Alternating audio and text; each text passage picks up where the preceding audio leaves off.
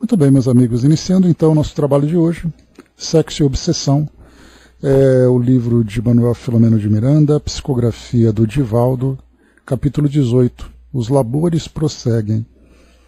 Nós lembramos que no nosso encontro passado nós tivemos então a conclusão daquele nosso trabalho, em que o Marquês de Sade, junto com sua mãe, e os amigos que ajudavam no desenvolvimento daquele trabalho de auxílio, o espírito Marie Eleonor, que era o nome da mãe dele, e mais os assessores também. E aí então o Marquês se rende então a essa assistência que foi oferecida, e trazendo ali também algo bastante interessante que a gente viu, a preocupação em ao mesmo tempo manter ali a sua posição junto aos espíritos que faziam parte daquela cidade, que ele então governava, que ele acreditava governar, mas ainda assim ele foi convencido. Então aqui no final, só para a gente poder concluir, bom dia, abraço, foi colocado então para nós aqui, quando silenciou aqueles que haviam ouvido as recomendações especiais e que foram convocados ao recomeço, apresentavam diferentes emoções, que se lhes estampavam nos rostos emocionados. Relutante e enfraquecido, o antigo marquês transformara-se, tornando-se repentinamente fragilizado e temeroso. Todos os conflitos que lhe dormiam no íntimo espocaram na face e apresentavam-se em forma de pavor e angústia, evocando sem dúvida as atrocidades cometidas em ambas as esferas da vida e que deveria agora começar a enfrentar sem disfarces nem cinismo. Sucede que a verdade sempre surpreende aquele que a escamoteia e apresenta-se na nudez que lhe é peculiar, exigindo a consideração devida e a atenção antes negligenciada. Nesse momento, o irmão Anacleto, responsável pela atividade, agradeceu ao venerando espírito Marie Eleonor e aos seus assessores que se mantiveram em atividade de elevado respeito durante as providências estabelecidas pela visitante iluminada. Antes de retirar-se, o elevado espírito acercou-se novamente do filho e o envolveu em cariciosas vibrações de paz, reafirmando os propósitos de indestrutível união e apelando para que fosse dócil às vozes conselheirescas dos amigos devotados.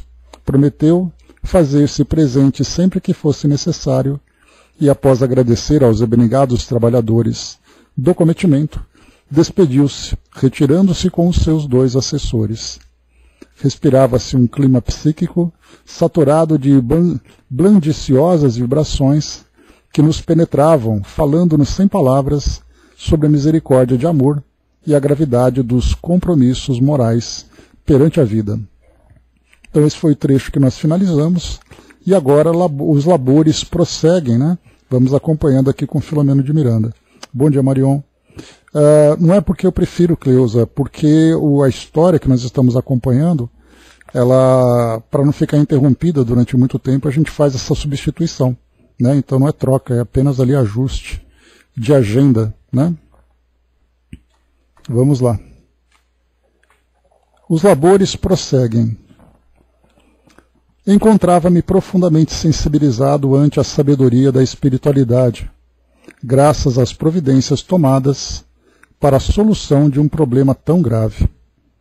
Daquela vez o encontro com a verdade dera-se de maneira totalmente imprevisível, sem discussões violentas nem processos vigorosos, de debates ou sequer utilizando-se de recursos mediúnicos, pelo transe, no qual servidores encarnados ofereciam a instrumentalidade orgânica a fim de diminuírem o impacto das construções psíquicas deletérias que necessitam sempre de ser atenuadas. Então aqui o trabalho que ele comenta foi nessa reunião então que aconteceu, ela não foi uma reunião mediúnica, pelo fato de nós não termos ali nesse momento, não foi utilizado né, a equipe, não foi utilizada a equipe mediúnica para que o espírito, então, através da incorporação, através ali do diálogo, pela doutrinação, para que o espírito se transformasse, né, ou mudasse ali o seu modo de pensar. Tudo aconteceu no plano espiritual. E até porque também um espírito com essas características, se ele tivesse participado de uma reunião mediúnica, o médium precisaria ser um médium muito bem capacitado, um médium muito bem orientado, com uma força moral bastante expressiva para conter, né, até mesmo o choque que provocaria a presença de um espírito assim, né, tão endurecido, e também ali, né, com esses fluidos tão deletérios ali que poderiam ser envolvidos, poderiam ser transfundidos, digamos assim, para o médium, e depois ter que fazer um trabalho ali de recuperação. Então, assim, a gente percebe que realmente ali, muitas vezes, o trabalho mediúnico acontece mais na esfera espiritual do que, né, o trabalho de assistência acontece mais na esfera espiritual do que junto aos encarnados, né? Vamos lá. A presença da veneranda entidade que trouxe a programação futura já elaborada, então interessante aqui já começando, né? Que ela elaborou. A presença da veneranda entidade que trouxe a programação futura já elaborada bastou para modificar a situação dominante.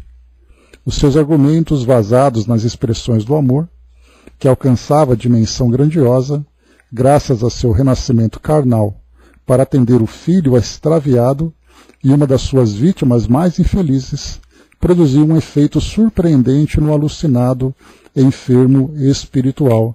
Então, não é a primeira vez que a gente vê isso, né? Várias vezes.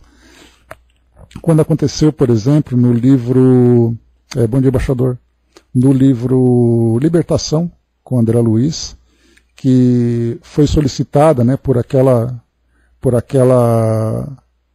espírito daquela esfera tão elevada, para que os amigos da esfera ali da região, né, do trabalho junto ali ao nosso lar, que esse grupo auxiliasse o filho, que era ali então Gregório, que era ali um dos administradores daquela cidade no plano espiritual inferior. E aí então todo o trabalho de aproximação, de diálogo, de convite, muitas vezes até ali bastante temeroso, né, por causa do possível enfrentamento que poderia acontecer.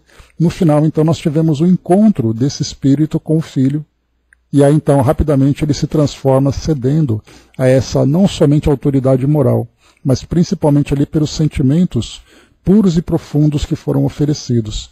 Então aqui esse espírito, então, enquanto Anacleto trabalhava ali naquele primeiro contato, no convite, o espírito vindo ali com toda a sua arrogância, né, para poder participar daquela discussão, para ver aquele espírito que no caso ali seria a senhorita Keller, né? Ela então que era vítima, e ele queria saber exatamente qual era exatamente ali o interesse deles em aproximar esses dois, não sabia ali que na verdade tudo isso havia sido articulado no plano espiritual mais elevado, fazendo com que tudo culminasse naquele encontro tão importante. Bodhiamani. Madame X, que nesse caso aqui era o Padre Mauro, né? Madame X, que se renovava em razão do despertamento para uma nova realidade, seria responsável pelo reduto de misericórdia, onde seriam recolhidas as vítimas das tempestades morais que se deixaram arrastar pelos ventos da loucura, às quais não se permitiu resistir. Incoercível poder do amor desmantelava o castelo de perdição, erguido há mais de 200 anos pelo transbordar das paixões primitivas que retinham o antigo marquês e algumas das suas vítimas. Percebendo minhas reflexões e conhecendo meu interesse em destrinçar dos mecanismos obsessivos e auto-obsessivos, o irmão Anacleto acercou-se-me e elucidou-me com critério e prudência. Então aqui agora a gente vai ver nessa conversa que o Filomeno então terá com o irmão Anacleto todo o entendimento do que foi o desenrolar daquele trabalho assistencial, né, daquele trabalho tão delicado, tão cuidadoso, porque ali uma palavra dita equivocada, uma ação que fugisse daquilo que tinha sido programado, poderia colocar totalmente ali o trabalho a perder, né, porque era um trabalho de fazer com que o espírito se aproximasse, refletisse, reencontrasse com sua própria história e com as vítimas de suas ações, para depois então ter um encontro final. E agora então, a gente lembra sempre, né, que o Filomeno, assim como André Luiz, eles sempre se mostravam bastante curiosos e interessados em conhecer ali todo o programa que estava sendo desenvolvido, e muitas vezes ali, numa hora ou outra, tinham aquela vontade de fazer uma pergunta no momento em que não se deveria, né, trazer ali qualquer tipo de interferência que poderia atrapalhar. Então agora é o momento que o trabalho foi concluído de conversarem sobre tudo aquilo que foi desenvolvido naquele momento, né? Então elucidou-me com critério e prudência. Miranda, referiu-se em tom fraternal, não obstante a sua ascendência moral. Estamos sempre diante da própria consciência, que registra todos os pensamentos e ações de que somos objeto, responsável pelas nossas construções morais e espirituais. Durante muito tempo pode permanecer adormecida, e os seus conteúdos parecem bloqueados pela conduta extravagante ou pela inspiração perturbadora que desvia os indivíduos da trajetória que devem seguir. No entanto, basta um toque de amor, e todo um mecanismo semelhante às sinapses neuronais desencadeia sucessivas reações que trazem à tona tudo quanto se encontra aparentemente morto ou desconhecido. Esses impulsos liberam fixações e atitudes transatas que ora volvem a exigir conduta reparadora quando são negativos ou estímulos novos para ampliação do quadro de valores quando positivos. Por essa razão ninguém foge de si mesmo. Deus habita a consciência do ser humano e suas leis aí estão exaradas com todas as exigências de que se fazem portadoras. Né? Então, nesse primeiro trecho, a gente observa algo bastante significativo.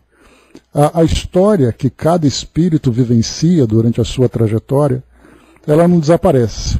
Ela pode muitas vezes ficar encoberta por algumas experiências dolorosas, por algumas fixações, né? E nesse caso a gente vai lembrar que acontece dos dois polos, desde os traumas do passado, eles podem ficar ali adormecidos, mas ao mesmo tempo provocando efeitos que vão atrapalhando, que vão desconcentrando o espírito no decorrer da sua trajetória, até que esse enfrentamento seja então ali, ou seja feito, o espírito então passe por essa transformação, e ao mesmo tempo também no passado, tudo aquilo que era virtuoso, tudo aquilo que era positivo também fica registrado, embora adormecido. Nesse caso aqui, por exemplo, né, a gente recorda a forma como esse trabalho começou. O Marquês de Sade, ele se encontrava naquele encontro, com toda a sua autoridade, com toda a sua prepotência, acreditando-se ser senhor, né, dominando a si mesmo e sendo capaz de dominar também todos aqueles que o desafiavam. Né? Isso porque ele não só se encontrava ali presente, mostrando ali a sua personalidade, como ele se sentia também muito seguro com todo o grupo que veio ali acompanhando, que eram aqueles que eram seus seguidores, os seus subordinados. Então ele se encontrava bastante seguro naquela reunião de que ele iria até ali e sairia como grande vencedor. Mas aí o que nós vamos perceber é que no momento em que a mãe dele, a senhora Marie Eleonore, ela chega então, a gente lembra que o relato foi, ela chegou cantando uma música de ninar. E certamente essa música fazia parte da história da relação deles. E aí então, naquele momento, que essa música, que não era apenas sons que eram emitidos, mas eram vibrações que também envolviam o Marquês naquele momento, já começou a fazer com que as coisas começassem a se modificar. E aqueles sentimentos dos mais profundos que ele tinha, que se encontravam adormecidos encontram então ressonância nas vibrações que ela emite. Porque ela não estava levando para ele algo novo, ela estava resgatando algo que ainda se encontrava dentro dele na sua própria história. E isso mostra, né, que como nós ainda conhecemos tão pouco da mente humana, da mente do espírito, né? Não a mente humana, mas a mente do espírito. Porque enquanto hoje nós encontramos as nossas ciências preocupadas com a estrutura neurológica do nosso cérebro, para tentar entender de que forma que esses mecanismos trabalham para produzir as nossas emoções, sentimentos, os nossos pensamentos, nós passamos então, através do estudo que a doutrina espírita nos traz, a entender a mente do espírito, e não a mente presente, a mente atual. Bom dia, Andréa. E não a mente atual, né, aquela mente em que o espírito, o indivíduo nasce e morre, mas nós passamos a entender ali de que forma que essa mente espiritual, ela guarda tudo aquilo que o espírito vivenciou. Com o passar do tempo, todas as experiências vão então se diluindo, se misturando, e vão, na verdade, formando tudo aquilo que nós somos hoje, formando a nossa personalidade. Então, cada indivíduo que hoje manifesta sua personalidade, suas tendências, seus valores, suas imperfeições, tudo isso faz parte de um longo histórico que vem sendo armazenado na sua mente. Então, aqui, como nós vimos, o que foi colocado para nós, aqui só lendo esse trechinho, ele diz assim para nós: no entanto, basta um toque de amor. Primeiro aqui em cima, né? Durante muito tempo pode permanecer adormecida e os seus conteúdos parecem bloqueados pela conduta extravagante ou pela inspiração perturbadora que desvia os indivíduos da trajetória que devem seguir. Então está tudo ali em cima, porque ele fala para nós que estamos diante da própria consciência que registra todos os pensamentos e ações de que somos objetos.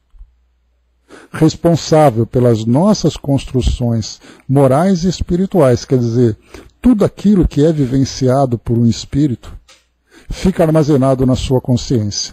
Ora, numa área mais superficial, em que ela se manifesta com mais clareza, mostrando realmente ali quem ele é, ou aquelas que se encontram numa camada mais profunda, que embora não se manifeste, de alguma forma ela exerce alguma influência naquilo que ele se apresenta. E mesmo aquelas que aparentemente estão adormecidas, nesse caso aqui, dessa forma mais negativa, nós percebemos que pode parecer que ela se encontra encoberta, se encontra bloqueada, mas ela está ali. E aí então basta um toque de amor. E quando você fala esse toque de amor, nós não falamos apenas ali em ver, numa palavra que é dita, mas nós vemos assim que é aquele amor profundo que vai até as entranhas do pensamento dele e faz com que aquilo que se encontrava adormecido volte à vida. Por isso então quando nós lemos que o Marquês de Sade, quando ele encontrou com a mãe dele, ele caiu de joelhos chorando de imediato, não foi simplesmente, como nós comentamos no estudo passado, de o fato dele ter visto a mãe, mas é que aquele contato com as vibrações, com a presença, com as lembranças, tudo aquilo veio como se fosse uma avalanche, que ele simplesmente não pôde resistir. E isso, então, é essa profundidade dos pensamentos que a nossa ciência atual não consegue compreender. Que muitas vezes nós vemos, né, nas psicoterapias, nos trabalhos de saúde mental que são feitos por psiquiatras, psicoterapeutas, psicólogos e tudo mais, procuram trabalhar o indivíduo naquele momento diante dos traumas que ele traz, diante das dificuldades e desafios que ele apresenta. Mas quando nós falamos do espírito, e aí nós vemos ainda o quão precisamos evoluir nesse sentido, nós vamos ter ali que pensar naquilo que se encontra adormecido de muitas e muitas existências, que agora, né, somando tudo isso, molda aquilo que o indivíduo é. Bom dia, Fabi. Aquilo que o indivíduo é. Né? Então é isso que a gente vai perceber nesse estudo que vai trazendo para nós sobre a mente humana. E é por isso que Joana, quando ela fala para nós que no plano espiritual, Divaldo falou bastante sobre isso, que no plano espiritual Joana estudou com grandes especialistas, né, com Freud, por exemplo, quando nós estudamos com o próprio Filomeno de Miranda, que ele participou daquele encontro com psiquiatras, né, nós vimos, foi no livro passado, eu não lembro se foi Tormentos da Obsessão, não me recordo qual livro que era, mas eles participaram daquele encontro, né? Na verdade foi no Tormentos da Obsessão, lá no Hospital Esperança.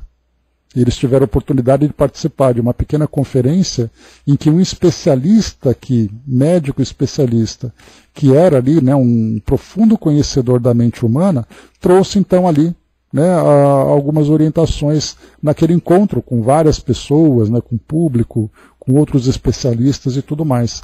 Então a gente vê que, enquanto aqui no mundo físico nós ficamos presos na ideia da matéria, no mundo espiritual eles vão buscar a profundidade do espírito. Exato, né, Brás? Porque a visão materialista que nós temos ainda é aquela visão que foca na personalidade de um indivíduo, com todas as suas emoções, sentimentos e valores, tudo ainda muito ligado ao cérebro. Então, quer dizer, quando se pega um psicopata, por exemplo, a ciência procura encontrar no cérebro dele o que ele tem de elemento ou de formação anatômica que provoca aquele comportamento. Quando nós encontramos uma genialidade, como é o caso de Albert Einstein, na época dissecaram o cérebro dele para tentar entender por que ele era tão inteligente assim. Ou seja, a visão que nós temos ainda é que o indivíduo ele é uma reação bioquímica do cérebro.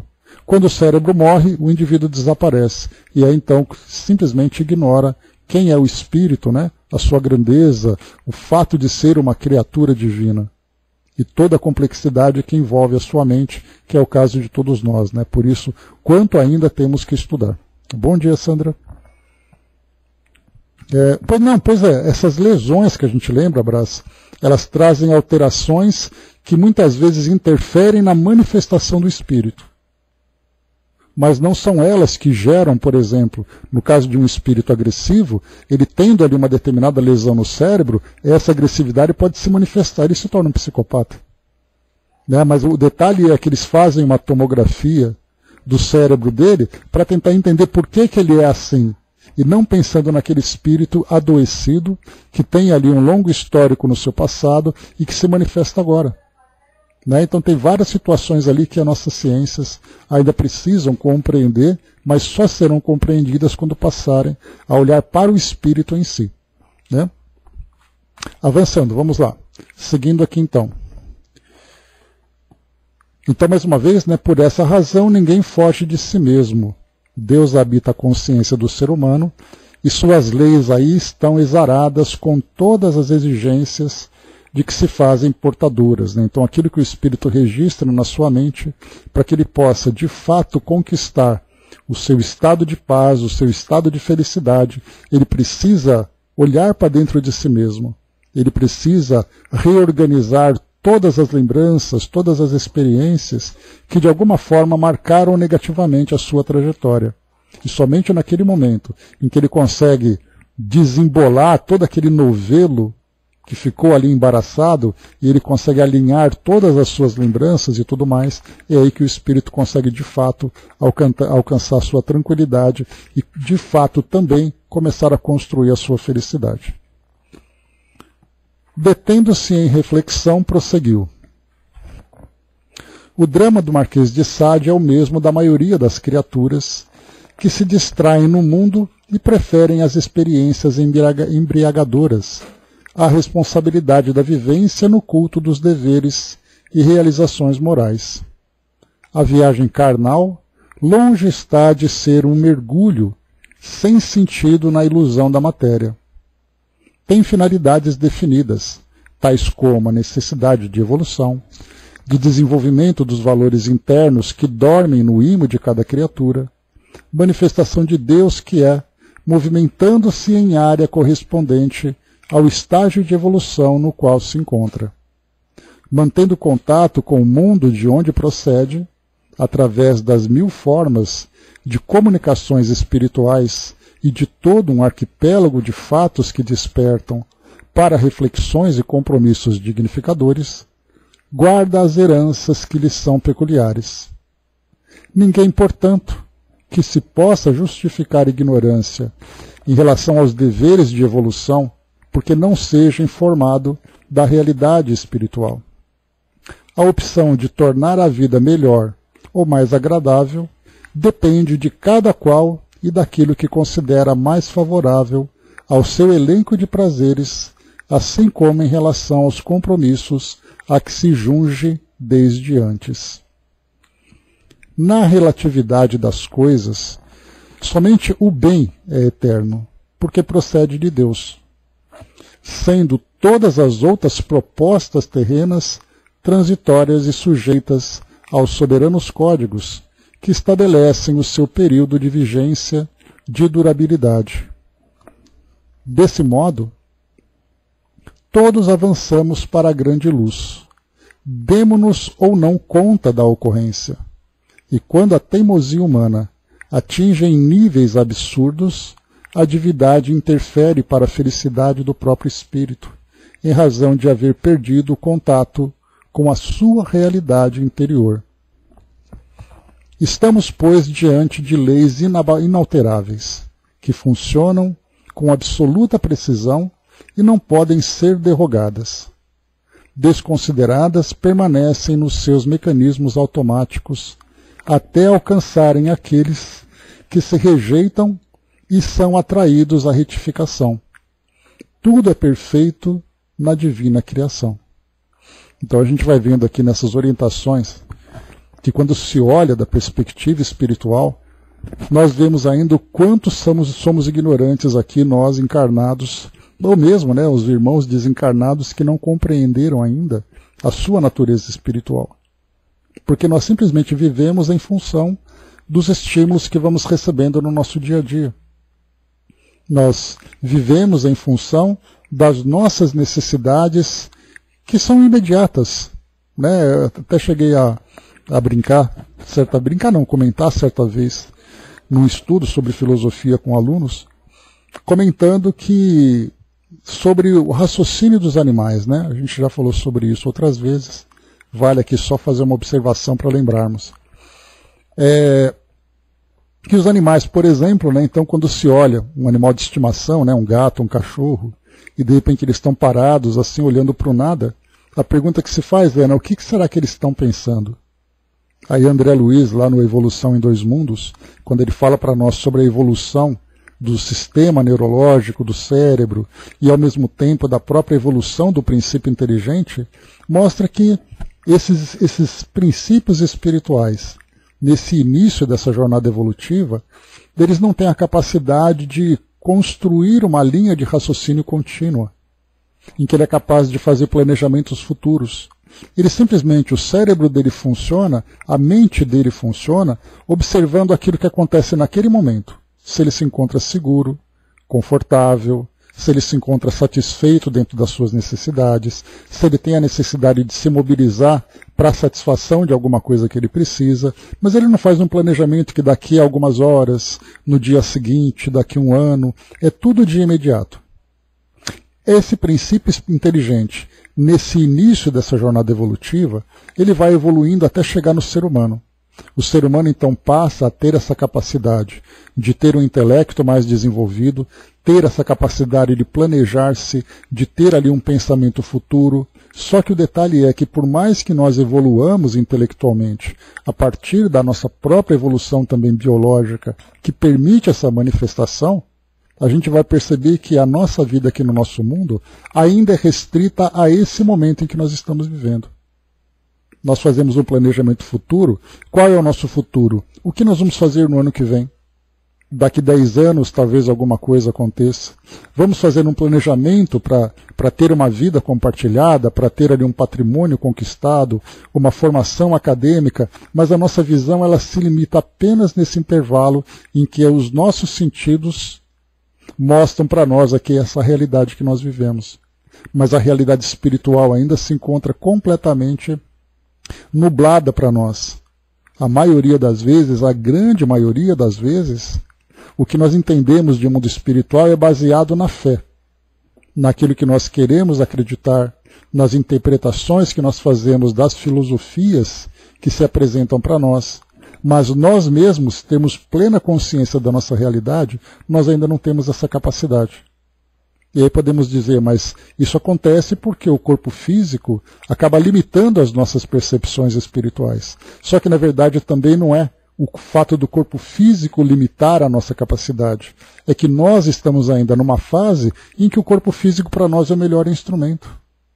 Se nós tivermos a capacidade de termos um entendimento espiritual muito mais profundo, nós teríamos acesso não apenas a essa realidade espiritual, mas seríamos também influenciados por toda a nossa história que nós já percorremos. E isso traria para nós grandes dificuldades. Nós não conseguiríamos ter a liberdade de ação. Nós não teríamos a liberdade de tomarmos decisões, porque sempre teríamos aquele peso na consciência, aquele medo, aquele drama.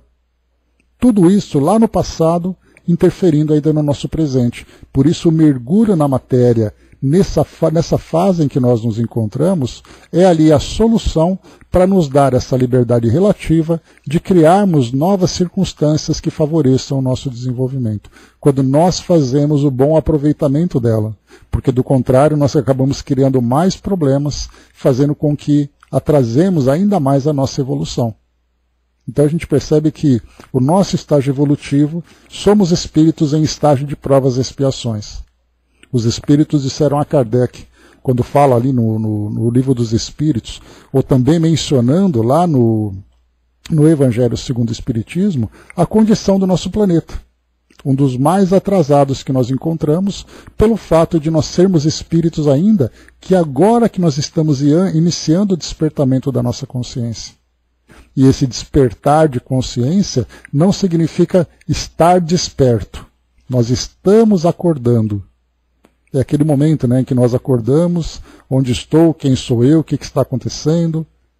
Não é aquele espírito que está aqui e diz, eu sei que eu sou imortal e eu vivo em função dessa imortalidade. Então os estímulos do nosso mundo são eles ainda que nos guiam. Os nossos interesses, as nossas necessidades. É isso que faz com que nós nos mobilizemos. Não é simplesmente dizer, eu faço porque eu tenho que fazer. A gente vai dizer, eu faço porque eu preciso, do contrário eu sofro. Isso é ainda que nos move. E quando nós falamos sobre isso, não pensemos apenas em nós que temos oportunidade de conhecer a doutrina. Mas olhemos para o planeta inteiro hoje e olhemos para todas as sociedades, para todos os países, para todas as comunidades, olhemos para o indivíduo que nesse momento, por exemplo, vive numa outra nação e está vivendo a vida dele.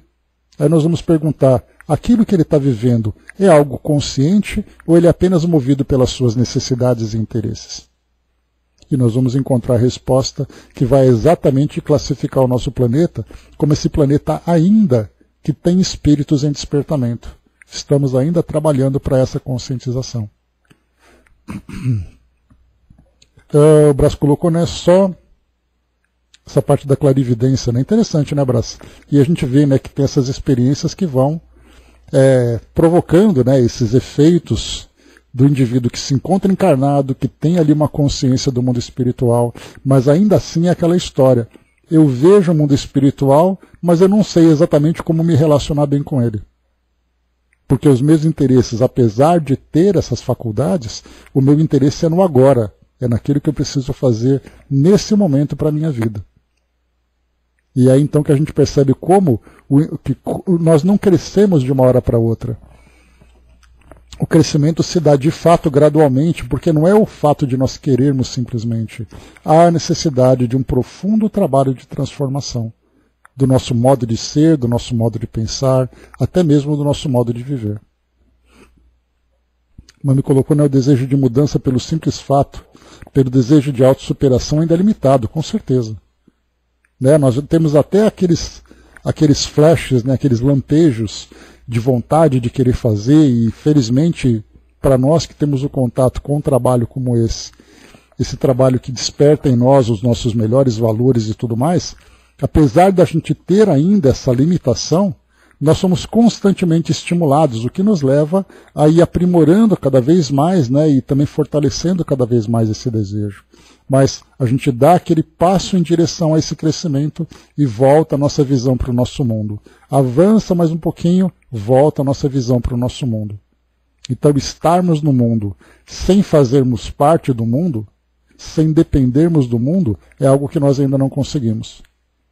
Porque nós estamos no mundo pensando em sermos espíritos, e não somos espíritos vivendo aqui no mundo. Então ainda estamos passando por essa fase de transição. E é essa fase que todos nós esperamos, né, que aconteça no nosso mundo, quando ele passe para o mundo de regeneração. O mundo regenerado, acontece essa regeneração exatamente pelas consciências despertas. Exatamente pelo fato de nós sabermos qual é o sentido de tudo. E aí nós passamos a viver em função desse novo entendimento, ainda que seja de uma forma limitada. Porque a nossa consciência desperta não significa que os nossos valores já foram totalmente aperfeiçoados. A consciência desperta favorece esse aperfeiçoamento. E aí a gente começa a trabalhar com mais efetividade. Muita coisa ainda para se aprender, né? Vamos lá, avançando. Não pairava com qualquer dúvida quanto à legitimidade das informações que o benfeitor me transmitia. Observando a maneira como o Marquês havia chegado, sua soberba e aparente poder, e vendo-o agora quase vencido, constatava que a lição de amor e humildade da genitora atingira-o em cheio, despertando-o para a renovação que se fazia tardar. E aí então a gente vê, né, que exatamente ali ele foi totalmente tocado porque aquilo que se encontrava adormecido, daquele espírito, né, quando a gente diz assim, né, todo mundo tem o seu lado bom, mesmo o mais perverso dos indivíduos. E a gente diz isso porque nós olhamos para o indivíduo dentro da sua condição atual e nós não consideramos a sua história espiritual. Porque o espírito não é mau. Muitas vezes ele se esquece do bem, ele se torna endurecido por circunstâncias que ele viveu. Seja por escolhas equivocadas, seja por influências que ele sofreu. Mas aquilo que existe de bom dentro dele, por mais adormecido e encoberto que esteja, basta que aquilo seja reavivado. É aquela fogueira que já foi consumida e nós só vemos as cinzas, mas no momento em que nós começamos então a espalhar essas cinzas, aquela pequena brasinha se encontra ainda viva. Basta um sopro que ela volta então a provocar aquela grande chama, né? Então ela parece fria, mas ela ainda está viva.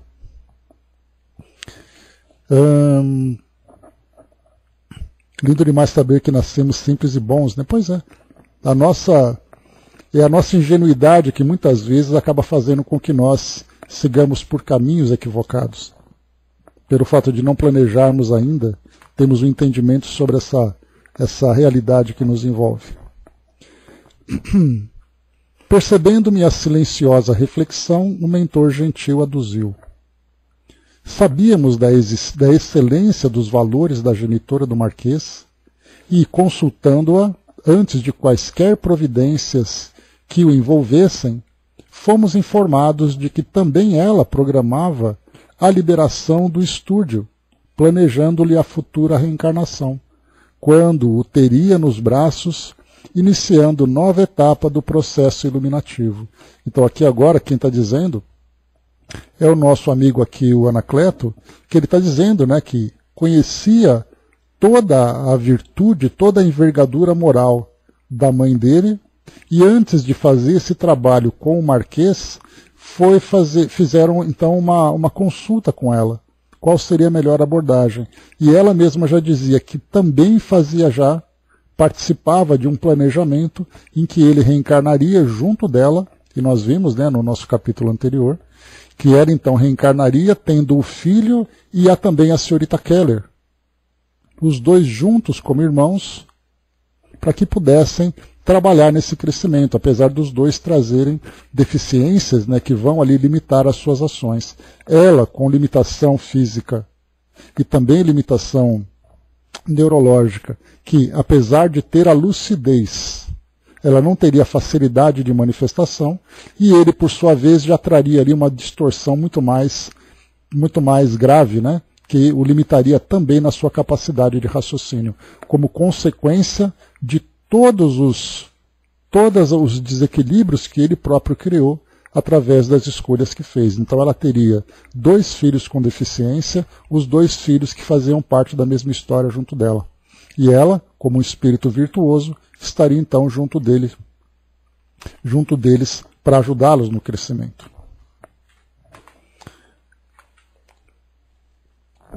Seguindo aqui, em razão dos fatores do desequilíbrio que o infelicitava, tomara providências para que o palco da reencarnação fosse em áreas de grandes sofrimentos, distante dos centros citadinos, onde se reunissem espíritos expurgando gravames do passado.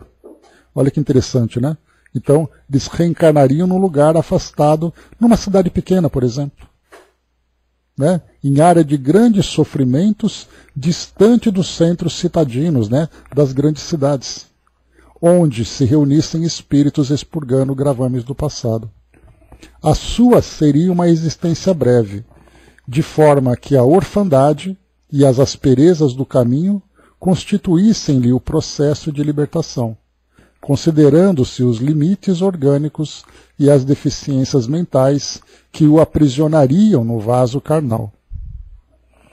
Não poderia haver providência mais sensata e oportuna, que correspondia perfeitamente aos nossos anseios, tendo em vista a necessidade da renovação espiritual do Padre Mauro, envolvido também com a sórdida conduta do seu modelo infeliz. Assim, concertamos a atividade desta noite, reunindo os mais envolvidos na trama dos destinos, ao mesmo tempo desenhando programas de benefícios inadiáveis para outros que tombaram na urdidura do mal e permanecessem nas regiões sombrias e tormentosas da cidade perversa.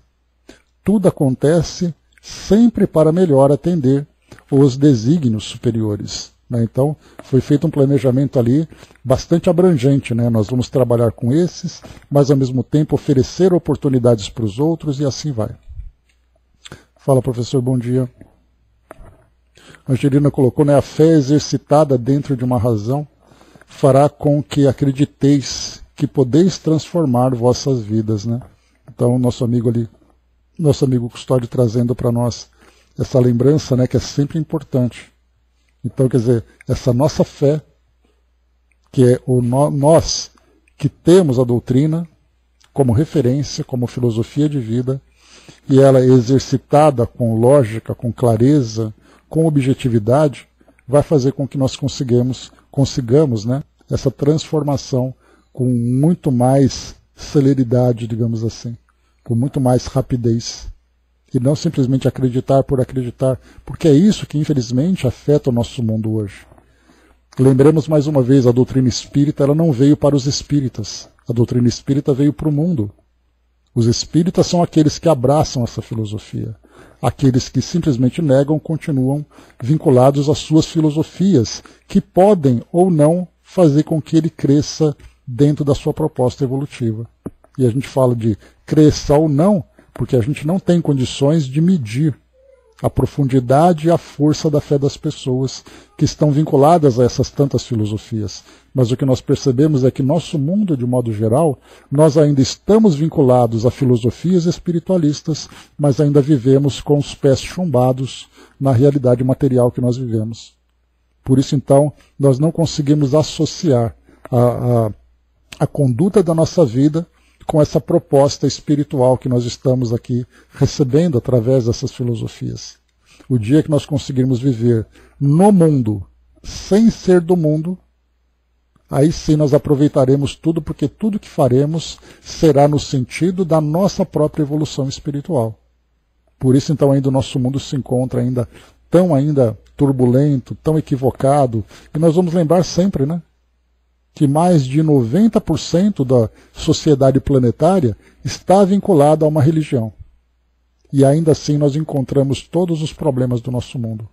Problemas de conflitos de grandes extensões, como nós vemos nas guerras e outras situações, e também conflitos individuais, em que os indivíduos sofrem dentro dos seus lares, sofrem com os seus conflitos interiores, vivem com uma relação difícil, doentia e problemática com o seu semelhante, com indiferenças, com violência e com todos os outros, com todas as ações perturbadoras que nós encontramos. E ainda assim estão vinculadas a uma religião. Então essa fé, como foi colocado para nós, exercitada dentro da razão, é que nós faremos de fato com que essa filosofia se transforme para nós uma filosofia de vida que nos leve a esse crescimento. Seguindo então, vamos em frente. Enquanto o Dr. Bezerra de Menezes esclarecia o Marquês, Madre Clara de Jesus confortava a Rosa Keller, que parecia estupefata ante o desenrolar das ocorrências para as quais não se houvera preparado. Exultava, ante a possibilidade de ser feliz e temia a convivência com o adversário de sua paz. Então, Rosa Keller, a senhorita Keller, ela manifestava esse medo de estar reencarnada junto àquele que foi o seu principal responsável pela sua dor e pelo seu sofrimento durante tanto tempo. Foram 2 séculos de sofrimento como vítima do próprio Marquês. E de repente existe a programação para que os dois reencarnem juntos. Então é natural que ela manifeste esse temor, essa insegurança com esse futuro que foi previsto para ela. E ela via muito mais sofrimento do que a sua própria felicidade. Ainda não nos limitamos em apontar o dedo para o outro, né? Pois é sempre assim ainda, infelizmente. E segue. A mentora esclarecia que a reencarnação é bênção de Deus, que amortece as lembranças do passado e abre espaço para novos relacionamentos e para a verdadeira fraternidade, por contribuir com recursos valiosos para o entendimento, a interdependência entre os indivíduos, assinalando-os com a necessidade do auxílio recíproco, no qual surgem novas afinidades e desenvolvem-se sentimentos de amizade e compaixão. E por quê? Aduziu a mentora. O processo apenas começa. Haverá muito tempo para adaptar a mente e modificar conceitos em torno dos relacionamentos que Deus concederá em relação ao futuro. Quando o perdão é muito difícil de ser concedido, a compaixão desempenha papel de importância, porque todos necessitamos desse sentimento, já que, defraudando as leis de Deus, todos tombamos nos mesmos deslizes e somos credores dessa misericórdia, que é o primeiro passo para que se manifestem as bênçãos do amor. O ódio, que nasce do ressentimento e da necessidade de vingança, herança vigorosa do barbarismo que ainda predomina em a natureza humana, nutre-se dos seus próprios fluidos e termina por consumir aquele que o vitaliza. Quando recebe os impulsos da compaixão, diluem-se em teceduras de que se constitui, alterando a vibração morbígena e, por fim, cedendo espaço à comiseração, à ternura e à fraternidade. Tudo, porém, deve começar do ponto inicial, que é o desejo de mudança, a necessidade de renovação. Então, aqui, antes da gente continuar, ela fala desse temor que Rosa Keller tem com relação ao Marquês, mas não apenas pelo medo, mas pelo ódio, pelo ressentimento que se encontra guardado ainda, pelo fato dela ter sido vítima dele. Nós acompanhamos, né, nos relatos que o Filomeno apresentou para nós, que eles se encontraram num determinado passado e ela acabou sendo vítima dele. E ele, por sua vez, a acusa dela ter sido a responsável, né, por todo o sofrimento que ele teve. Mas que, na verdade, ele aproveitou. Ele dizia que foi ela que o seduziu, ela dizia que ela foi envolvida por ele e depois sofreu toda a violência, e por causa da violência ele foi denunciado e foi preso. Então, ficou naquele círculo vicioso, né, de culpa, ao mesmo tempo de acusação, de vitimismo seria ali a palavra correta. E ambos ali, na verdade, fizeram escolhas que os levaram a essas circunstâncias tão problemáticas. E agora, para o caso dela, quando o perdão é difícil, a compaixão desempenha papel de importância, foi o que ela trouxe para nós. E aqui nesse caso, para que ela possa dissolver para que ela possa dissipar, na verdade, esse sentimento, haverá a necessidade de começar pelo perdão. O que para ela, nesse momento, ainda é muito difícil. Por isso, então, né, inclusive a gente teve um texto que foi trazido por Hamed, que ele falava exatamente sobre o perdão em si, como perdoar. E ele começa lá no início, lá no começo, naquele trajeto inicial em que começa pelo distanciamento, pela compreensão, pela compaixão, para depois chegar no perdão em si.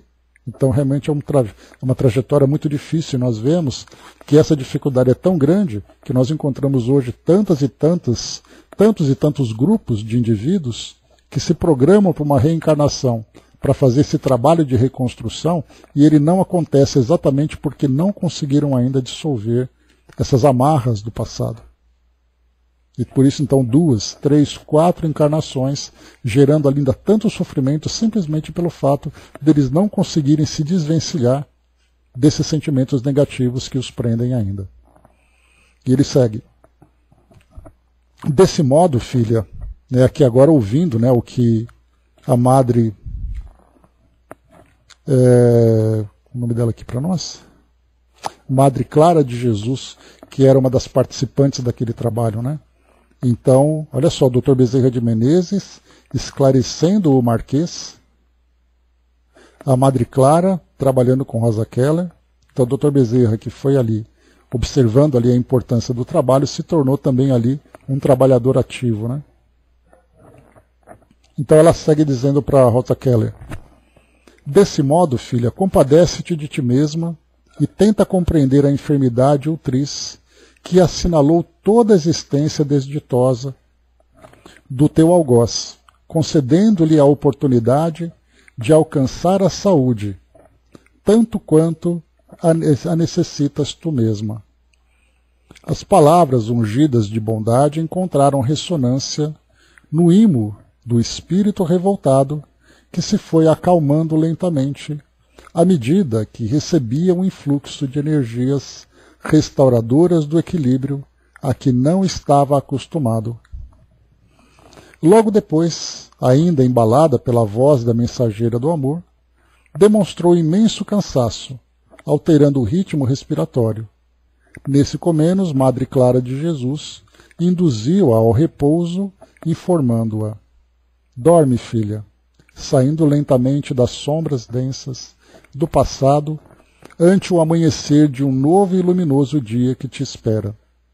Esquece toda a dor e toda a treva que representam o teu ontem, para pensares somente no teu amanhã radioso que logo mais alcançarás. Despertarás em outra casa de reeducação, onde te prepararás, a pouco e pouco, para a dadivosa oportunidade do renascimento carnal.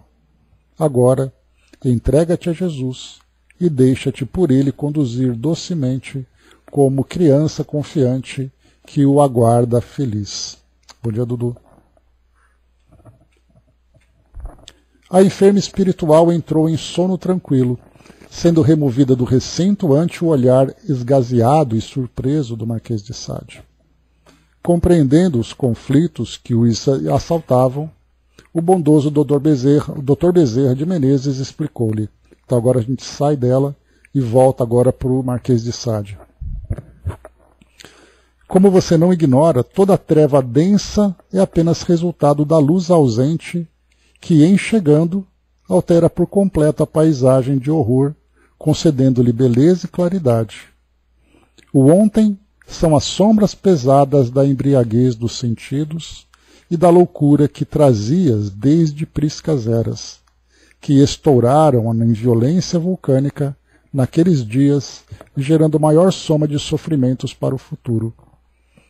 Em decorrência dos vícios e das fixações tóxicas, a morte não libera aqueles que se devotam às baixas vibrações, antes os encaminha para regiões equivalentes, onde dão curso aos seus apetites insaciáveis e mórbidos.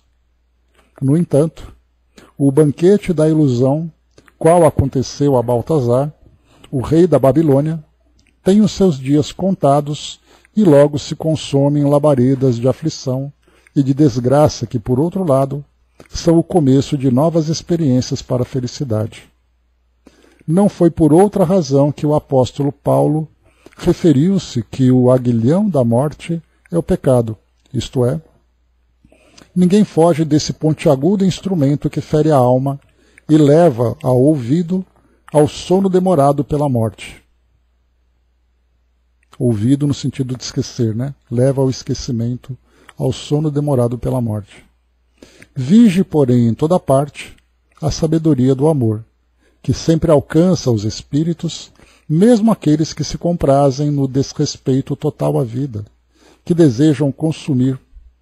Iludidos e anestesiados pela própria prosápia, tombam, por fim, nas armadilhas que deixam pelo caminho, sendo conduzidos para a porta estreita do sofrimento, despertando no corpo imobilizado no qual, por muitos anos, experimentam silenciosas aflições e meditam longamente sobre o próprio destino e a realidade que se evitaram.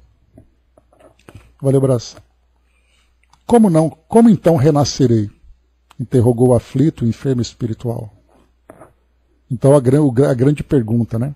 O Marquês, então, ele via nesse encontro o início de uma nova jornada, que começaria então a partir dessa nova reencarnação. E diante da história, porque esse era um dos medos que nós temos acompanhado em outras histórias, quando o espírito tem a oportunidade de iniciar uma nova reencarnação para se renovar, mas ao mesmo tempo ele olha para trás e fala, diante daquilo tudo que eu já fiz, como vai ser esse futuro? E esse é o grande medo que assola todos nós, que quando vamos reencarnar, no sentido de termos uma oportunidade de uma expiação, o grande medo é como essa expiação virá. E quanto mais grave o passado, maior o temor dessa expiação que virá, porque é uma consequência natural daquilo que o próprio espírito construiu. Então a pergunta que foi colocada é, como então renascerei? Com as vestes carnais assinaladas pelos distúrbios longamente vivenciados. A idiotia, a paralisia, a deformidade da face serão os recursos prodigalizados pela misericórdia divina para o ocultarem dos inimigos que o não deixariam viver no corpo. Disfarçado, será mais fácil para o êxito do grave empreendimento, dificultando que os cobradores alcancem-no com as suas tenazes de vingança. Isso, porém, não impedirá que tormentos obsessivos naturais, produzidos por algumas das suas atuais vítimas, alcancem-no mediante processo automático de sintonia vibratória. Outro sim, algumas lembranças dos longos anos da cidade perversa, na área sob sua governança, ressumarão do inconsciente profundo, gerando aflições de alta gravidade, que serão atenuadas, porém, pela presença da Mãe abnegada, que estará velando por você e amparando-o em todo o transe. Simultaneamente vinculada pelo ódio que se converterá em amor, Rosa Keller renascerá sua gêmea, a fim de apresentar características genéticas equivalentes, assim recompondo-se e iniciando nova etapa em luz para a própria felicidade. Então só aqui já dá aquele, meu Deus, que virá por aqui, né? Então é aquilo que o espírito guarda em si mesmo que vai se manifestar, as relações por afinidade que ele manterá dentro dessa condição de obsessão, e também ali a espreita, né, ou procurando, sendo caçado por aqueles que foram suas vítimas. Então toda essa circunstância fará com que então esse espírito inicie esse processo de reformulação de si mesmo. Algo interessante que foi colocado para nós, que o Dr. Bezerra ele comenta que naqueles momentos de maior aflição, a mãe estará presente para poder acalmá-lo e acolhê-lo. Então a gente pode imaginar aquela criança que traz então todas essas deficiências, limitações intelectuais, deficiências físicas, e de repente aquela criança que acorda gritando durante a noite. E que de repente do nada tem aquelas explosões de ânimo e que precisa ali ser acalmada pela mãe. E nós vamos perceber que esse comportamento vai ser o resultado dessas manifestações da mente e das influências que ele vai sofrer. Imagina o espírito vendo que esse será o seu futuro. Como isso traz medo. O Hermes lembrou, né? Ninguém deixará o orbe sem que se restitua até o último ceitil, né? Então, quer dizer, essa previsão ela não é apenas uma previsão, ela é uma determinação. A Angelina trouxe para nós aqui também, né? Irmãos, amigos de luz e esperança, não vos preocupeis. Hoje estáis melhores do que no passado. Mas Deus é um Pai misericordioso. Várias voltas acontecerão em vossas caminhadas, aqui ou acolá, para serdes espíritos de luz. Né? Então a esperança que nosso amigo nos traz, de que tudo acontece como deve acontecer, por uma imposição da lei de Deus, da lei de causa e efeito, mas que nós nunca percamos a esperança de que o sucesso vai ser alcançado. Essas voltas, né, quando ele coloca, essas caminhadas que nós vamos dar, muitas vezes são caminhadas por terrenos pedregosos, mas há necessidade de se caminhar por esse terreno, para depois começar então a caminhar por terrenos planos, tranquilos, floridos, mas é necessário que nós primeiro resolvamos essas pendências. Então, com esperança, com confiança, a gente consegue alcançar esse estágio que todos nós desejamos, que é esse estágio melhor, esse estágio, essa condição mais elevada. Né? Então, essa esperança para nós não é apenas uma esperança, mas é uma certeza, uma convicção que nós teremos. Obrigado ao nosso amigo de novo. Deixa eu só ver aqui. Nós teremos aqui ainda alguns textos para nós continuarmos. Então, ele vai perguntar aqui, o Marquês de Sade, a gente termina por aqui. E os companheiros que se encontram sob minha sujeição e vieram comigo a esse encontro, que lhes sucederá? Então, esse aqui vai ser, porque a gente lembra, né, que aquela caravana ou aquela comitiva que veio acompanhando o Marquês para chegar nessa reunião, era uma comitiva de centenas de espíritos naquela algazarra, fazendo, né, aquele desfile de escola de samba, né, mas aquele desfile de horrores que nós vimos, né, de perturbação, de comportamentos desequilibrados, de deformações, pelo fato dos espíritos estarem presos naquele pensamento vicioso. Assim que o Marquês, então, ele será levado para uma outra instituição para iniciar esse processo de preparação, a pergunta que ele faz é: o que será desses espíritos que vieram em sua companhia?